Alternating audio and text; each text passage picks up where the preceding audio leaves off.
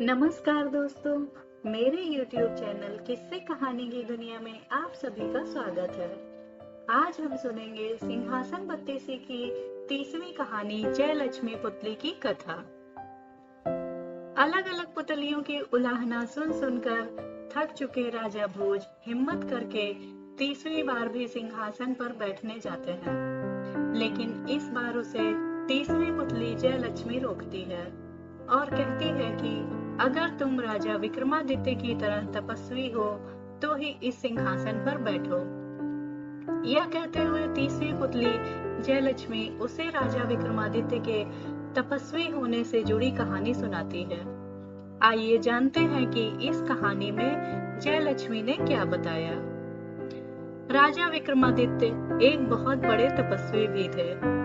उन्हें अब एहसास हो गया था कि अब वह ज्यादा से ज्यादा 6 माह तक ही जी सकते हैं। इसके बाद उन्होंने वन में एक कुटिया बनाई और राजकाज से जो समय बच जाता था उसमें साधना करने लगे। एक दिन राजमहल से कुटिया की तरफ आते वक्त उनकी नजर एक हिरण पर पड़ी। ऐसा अद्भुत हिरण उन्होंने कभी नहीं देखा था। उन्होंने शिकार के लिए जैसे ही धनुष उठाया तभी हिरण उनके पास आया और मनुष्यों की तरह बोलकर अपने प्राणों की भीख मांगने लगा। हिरण को मनुष्य की तरह बोलते हुए देख राजा को बहुत आश्चर्य हुआ और उनका हाथ रुक गया। राजा ने उस हिरण से पूछा कि वह मनुष्यों की भाषा कैसे बोल लेता है। इस पर हिरण ने कहा कि यह सब आपके दर्शन करने और आपकी तपस्या की शक्ति के चलते हुआ है। इसके बाद राजा की जिज्ञासा और बढ़ गई। उन्होंने उस हिरण से पूछा कि इसकी वजह क्या है, तो उसने बताना शुरू किया।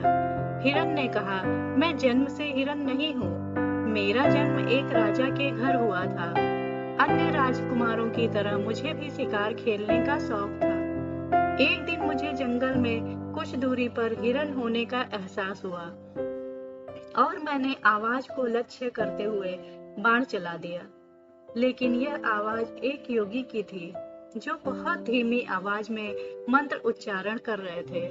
वह तीर उन्हें तो नहीं लगा, लेकिन उनके कान को छूते हुए एक पेड़ में घुस गया। मैं अपने शिकार की खोज में जब वहां पहुंचा तो पता चला मुझसे बहुत बड़ा पाप होते होते रह गया। साधना में विघ्न पड़ने से वह योगी बहुत नाराज थे और मुझे सामने देखकर वह समझ गए कि यह बाण मैंने ही चलाया था। इससे पहले कि मैं कुछ कहता, उन्होंने मुझे श्राप दे दिया। उन्होंने कहा, हिरण का शिकार करने वाले मूर्ख, आज से तू खुद हिरण बन जाएगा और शिकारियों से अपनी जान बचाने के लिए यहाँ से वहां भटकता रहेगा। इसके बाद मैं उस योगी के पैरों में गिर पड़ा और श्राप से छुटकारा पाने की प्रार्थना करने लगा। मेरी आंखों में पश्चाताप के आंसू देखकर योगी को दया आ गई और उन्होंने मुझसे कहा कि श्राप तो वापस नहीं हो सकता, लेकिन इसका प्रभाव कम हो सकता है। तुम तब तक हिरण बनकर भटकते रहोगे जब तक महान और तेजस्वी राजा विक्रमादित्य के दर्शन नहीं हो जाते। उनके दर्शन होते ही तुम मनुष्यों की तरह बोलने लगोगे।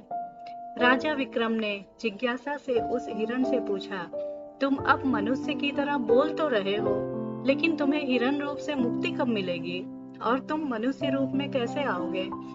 हिरण ने जवाब दिया, इस रूप से भी मुझे जल्द ही मुक्ति मिल जाएगी। योगी ने कहा था, अगर मैं आपको अपने साथ लेकर उस योगी के पास जाऊं तो मैं अपने वास्तविक रूप में आ जाऊंगा।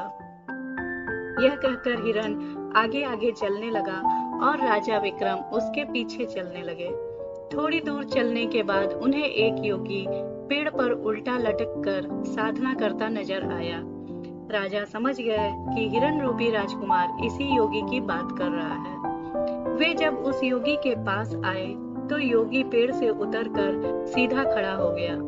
उसने राजा का अभिवादन किया और राजा विक्रमादित्य समझ गए कि यह योगी उन्हीं की प्रतीक्षा कर रहा था। जिज्ञासावश राजा ने उससे पूछा, आप मेरी प्रतीक्षा क्यों कर रहे थे? इस पर उस योगी ने कहा, सपने में एक दिन मुझे इंद्रदेव ने दर्शन देकर कहा था कि राजा विक्रमादित्य ने अपने कर्मों से देवताओं सा स्थान पा लिया है और उनके दर्शन करने वालों को इंद्रदेव व अन्य देवताओं के दर्शन का फल प्राप्त होता है। इसलिए मैं इतनी कठिन साधना आपके दर्शन के लिए कर रहा था। राजा विक्रमादित्य ने उस योगी से कहा, अब तो आपने मेरे दर्शन कर लिए हैं, क्या मुझसे कुछ और चाहते हैं? इस पर योगी ने उनसे उनके गले में पड़ी इंद्रदेव की ओर से मिली मूंगे वाली माला मांगी। राजा ने खुशी खुशी वह माला उस योगी को दे दी। योगी ने जैसे ही उनका आभार प्रकट किया, वैसे ही श्रापित राजकुमार फिर से मानव शरीर में आ गया। उसने पहले राजा विक्रम के और फिर योगी के पांव छुए। इसके बाद राजा उस राजकुमार को लेकर अपने महल आ गए। अगले दिन वह उसे अपने रथ पर लेकर उसके राज्य के लिए निकले। दोनों जैसे ही राज्य में घुसे, तभी सैनिकों ने उनके रथ को चारों तरफ से घेर लिया व राज्य में प्रवेश करने की वजह पूछने लगे। राजकुमार ने अपना परिचय दिया और सैनिकों से रास्ता छोड़ने के लिए कहा, लेकिन सैनिकों ने बताया कि उनके माता पिता को बंदी बनाकर जेल में डाल दिया गया है। अब यहाँ का राजा कोई और है। इस पर राजा विक्रमादित्य ने सैनिकों को अपना परिचय दिए बिना खुद को राजकुमार का दूत बताया और कहा कि नए राजा को यह संदेश देना कि उनके सामने दो विकल्प हैं, या तो वह असली राजा रानी को उनका राज्य वापस लौटा दे या फिर युद्ध की तैयारी करे। उस सेना नायक को यह सुनकर बड़ा अजीब लगा। उसने राजा विक्रमादित्य का मजाक उड़ाते हुए कहा, युद्ध कौन करेगा? क्या तुम दोनों युद्ध करोगे? यह उपहास देखकर राजा विक्रमादित्य का क्रोध 7वें आसमान पर पहुंच गया। उन्होंने तलवार निकाली और उस सेना नायक का सिर धड़ से अलग कर दिया। सेना में भगदड़ मच गई। किसी ने दौड़कर नए राजा को यह खबर दी। यह सुनते ही राजा सेना लेकर वहां पहुंचा। राजा विक्रमादित्य इस हमले के लिए पहले से तैयार थे। उन्होंने तुरंत दोनों बेतालों को बुलाया और दोनों बेतालों ने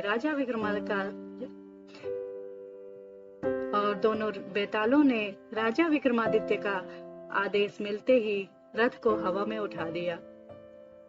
इसके बाद उन्होंने गायब होने वाला तिलक लगाया और रथ से कूद गए। अदृश्य होकर उन्होंने दुश्मनों को गाजर मूली की तरह काटना शुरू कर दिया। सैकड़ों सैनिकों के मारे जाने व दुश्मनों के नजर न आने से सैनिकों में भगदड़ मच गई।